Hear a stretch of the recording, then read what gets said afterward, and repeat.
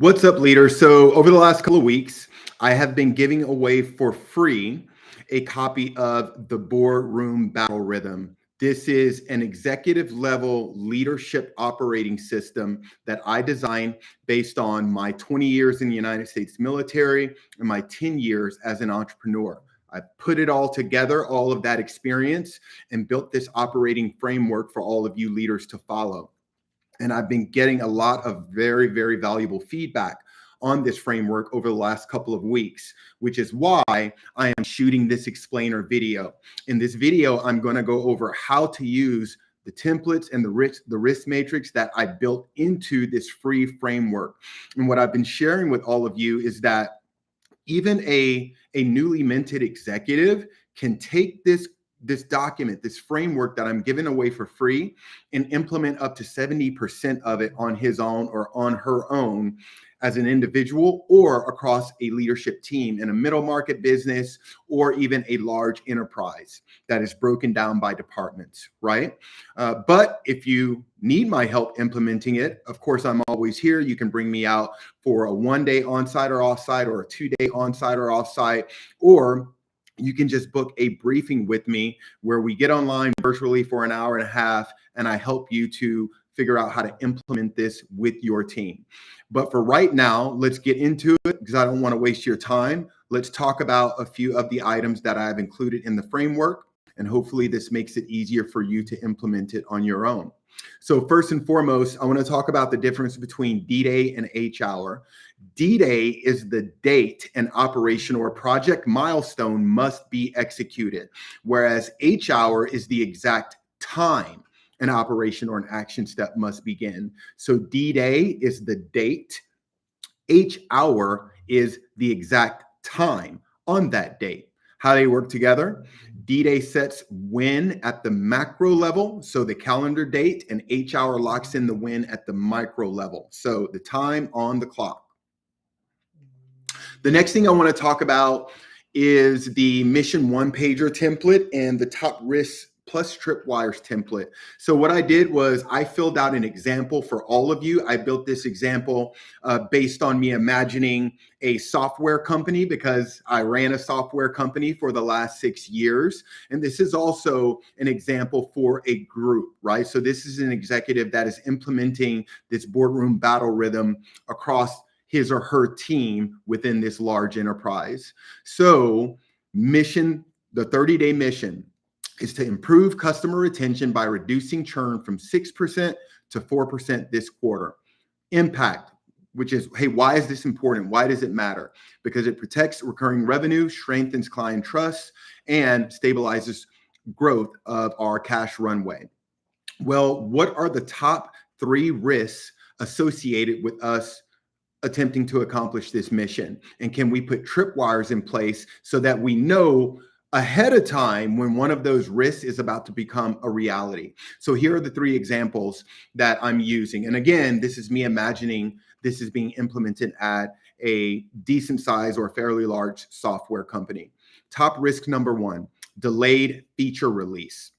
So what is going to be the tripwire opposite that risk that lets us know that we need to either schedule another meeting to talk about how we're going to fix this, or the tripwire is going to immediately activate an action, a predetermined action that the team has already decided upon as a contingency plan.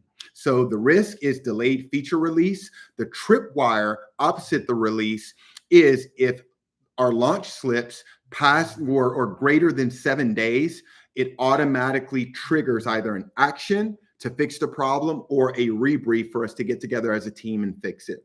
Top risk number 2, support backlog. So this means that, if the client of the software company is having issues with their software, they submit a ticket into a support backlog. Well, the tripwire is if within the service level agreement, it says that it's only going to take us a certain amount of time, right? Less than 24 hours in order to action those tickets in the support backlog and fix the problem for the client. And if it happens for more than 10% of those tickets, that tripwire goes off. It either triggers an action that we predetermine that will fix the problem, or it triggers a rebrief to bring the team back together so that we can figure out how to fix the problem. Top risk number 3, customer sentiment drop. The tripwire. If the net promoter score drops to below 50 for 2 weeks in a row, that tripwire should trigger either an action to fix the problem or a team rebrief. Moving on. Primary efforts and owners. That one is exactly the way it sounds, is very straightforward. During this 30-day sprint to complete this mission, we should have no more than 3 primary efforts and owners. So effort number 1, launch retention focused product update. Who owns it? The VP of product. Number 2, strengthen customer success check-ins for the top 50 accounts. Who owns it? Director of customer support. Number 3, implement churn risk dashboard and weekly review. Who owns that? Who's responsible for that? The operations lead. When it comes to decision rights, so the part of the template that says decides informed, what this means is that according to the mission, there are certain people the organization will give decision rights to. Well, those people still can't just operate in a vacuum. They have to report up and they report down. So what this means is that if the VP of product makes a decision that affects that mission, he or she they are responsible for informing the chief technology officer that that decision was made. If the director of customer success makes a decision, he or she is responsible for informing the chief operating officer or the COO. And again, these are examples that I have injected into this template. And the example that I'm using is, this is at a software company. In this particular example, this is an executive leader that is putting this plan in place for a group. The group is working on the mission. Success metrics, you always have to have 3 to 5 of them, and they must always, always, always be measurable. For example, churn is less than 4% by day 30. When we complete the mission, roger that. Mission complete, we are on target.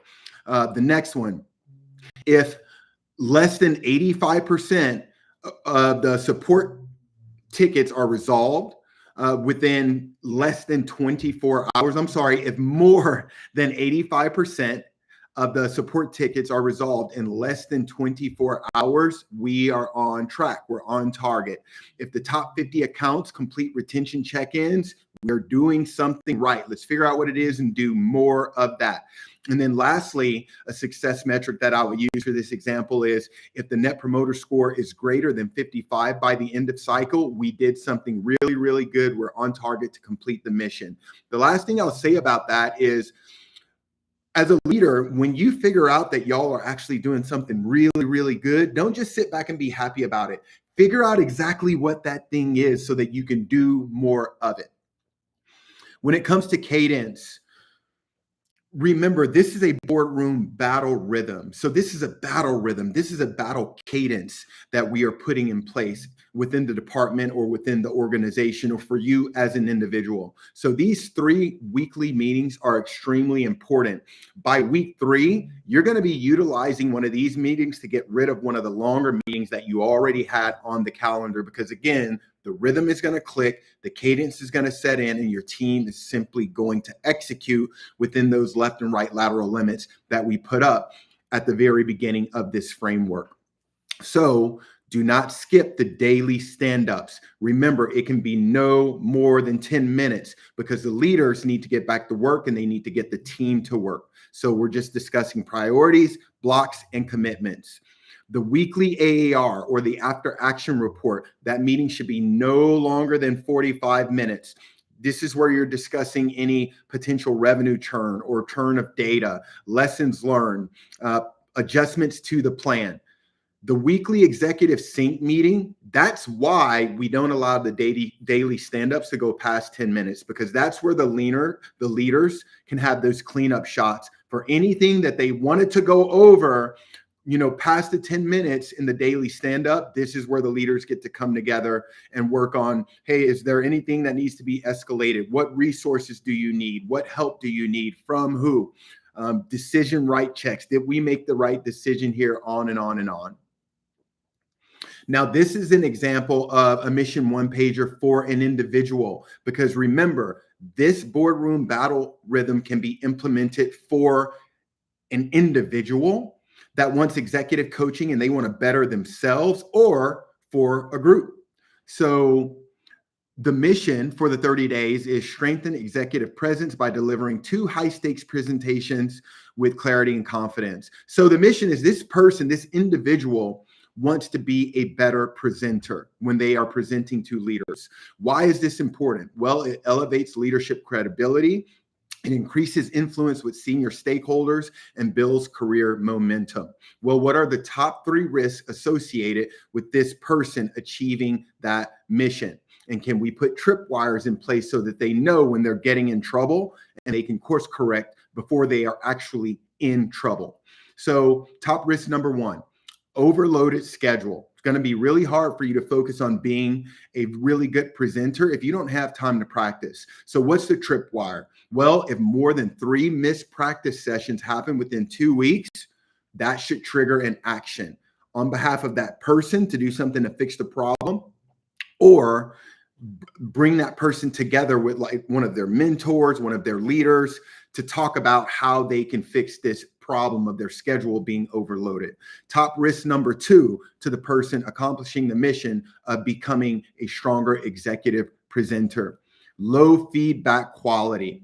Well, the tripwire is if less than 2 peer reviews per presentation happen when that person goes out and gives their presentations, that is a problem. It should trigger an action. Maybe that person needs to be more aggressive with asking for peer feedback, or it should trigger a rebrief where the person is going to sit down with their mentor or their coach or their leadership and ask for that feedback. Top risk number 3, energy management, tripwire. If that person is getting less than an average of 6 hours of sleep during the week, then it should trigger an action. We've got to do something to lean out your calendar. You've got to be more effective with your time so that you're getting more sleep at night. Or maybe it's time for you to sit down with your coach or your leadership and get a tune up that way so that you're actually taking care of yourself. Again, primary efforts and the owner, it's the same. So because this is for an individual, a lot of the ownership is on the individual, which is why the owner says self next to these.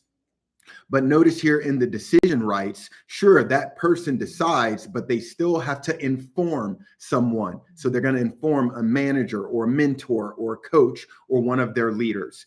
Again, they always have to have 3 to 5 measurable success metrics in order to make sure they are on track to completing the mission. And they still have to keep the cadence of those 3 meetings to make sure that they are staying on track, and that anyone that is connected to them accomplishing this mission, like mentors, coaches, and leadership, are also on track. So this is an example of a 5-line brief. Right? So I've got the group example up top, and I'm going to share this video with all of you. So you're going to have this, you're going to be able to come back to it. I don't want to waste your time by going through line for line. But again, this is an example that I built based on a software company. And the top example is for a group. So remember, your 5-line brief is situation, mission, execution, admin log, and then command and signal. So situation, customer churn is at 6%, must reduce to 4% by the end of Q2. Okay, well then what's the mission? Deliver retention-focused product update by June 30th. Execution, 3 priorities this week: finalize UX design, QA testing, and customer webinar prep. So again, it's very straightforward. It's very direct. There's not a lot of fluff. The communication needs to be very clear and very, very concise. Individual example, leadership growth brief. Situation, need to strengthen executive presence ahead of a board presentation in 3 weeks. Then what's the mission? Deliver a clear, confident 20-minute presentation on growth strategy. Execution, this week, draft outline, rehearse twice, secure peer feedback, and on and on and on. What I want you to notice, again, is how crisp and how tactical and complete these 5-line briefs are. No room for fluff, No room for ranting. Very clear, very concise. Now, here's the leadership scorecard. Again, within the framework, I put in a blank template with a brief example for y'all to use. But what I did with this was I just filled the entire example out so that you have a better understanding of what one of these scorecards look like when it's actually all filled out. So the first column, we've got the leader that's responsible. Second column, and sorry for that formatting error, the division or the team that leader is leading. Next column, top outcome delivered, followed by after action report. Was it done? Yes or no? The team health report. Remember, we put in place a very simple red, yellow, green system. So where are we right now? Where's the team? Where are we with the mission? Is it yellow? Is it green? Is it red? If it's red, we need to figure out something right now. This requires our attention right now. Excuse me. And then we include next week's commitments because we always want to have our eyes on the horizon of what's going on. When it comes to green, this means that everything is on track. That means that greater than 90% of the commitments have been delivered or are being delivered. Morale is strong and the variance is plus or minus 5%. So an example is the CTO's team has been hitting release dates and morale is steady. And if you look at CTO right here, that's the leader. The team is engineering, top outcome delivered, released released version 2.1. Update was released on time. Was the after action report done? Yes. Team health, green, good to go. What are next week's commitments? QA new feature, improved error tracking. So the CTO and the engineering department is green all the way across. Yellow. This means that this is something we got to watch out for. They need help. They need support right now. So if 70 to 89% of commitments deliver some slipping trends, that means that, hey, we're below the 90% mark. Some of these trends are starting to slip. Like this could get out of hand really fast if we don't get ahead of it. Again, the idea is to keep you to the left of boom. We don't want you troubleshooting on target while you're getting shot at. We want tripwires going off ahead of time, letting you know when trouble is about to happen. And obviously, red needs immediate intervention. The risk matrix and tripwire. So I filled out an example of what this looks like, fully filled out for you too, instead of just the blank template that I gave you for free within the Boardroom Battle Rhythm document. So let's pick one of these. Let's say the risk is the second one down, customer churn in top accounts. What's the likelihood that this is going to happen? High. What is the impact to our business, to our department, to revenue if it does happen? High. That's not low. If customer churn if customers are churning within the top accounts, that is a very, very high risk, especially if the likelihood of it happening is high. That is going to be very impactful to the business and in a negative way. Next column, tripwire. What we're saying here in this example is that, hey, this is going to automatically trigger a rebrief, not an action, but a rebrief. Let's bring the team in. We've got to figure out how to fix this. And then who owns it? Ultimately, it is the director of customer success. So that's what a fully filled out risk matrix and tripwires looks like. Hopefully that helps. How does that work? How does the risk matrix work? Well, the risk, you identify the specific threat to mission success. Likelihood is your honest estimate. Again, you're an executive, you're smart. You know whether it's low, medium, or high, right? Impact, consequence if it happens. Is it low? Is it medium? Is it high? Obviously, customer churn is very high because that means that revenue is going away. Tripwire is a leading indicator that automatically triggers either a rebrief, some type of escalation, right? Or an action to fix the problem, or a frago, right? A change order. That's what a frago means. Think of a frag grenade and an order, right? So we had a plan, that was our order, and the customer, one of our competitors or the market threw a frag grenade right in the middle of our plan and blew the whole thing up. That's why it's called a frago. Owner is the person accountable who is accountable, who has extreme ownership. To quote my brother Jocko, for monitoring and acting if that tripwire is actually breached. So an example in action is if churn creeps past 5% in 30 days, the director of customer success must escalate to leadership immediately and trigger a plan. Very simple, very straightforward. So that's it, everyone. I hope that this helps. Again, thank you so much for actually reaching out to me and requesting a copy of the Boardroom Battle Rhythm. If you have any further questions, reach out to me anytime. You can hit me up at tysmith@wearehero.com, and that is hero with an I. Talk to y'all soon. Have a good day.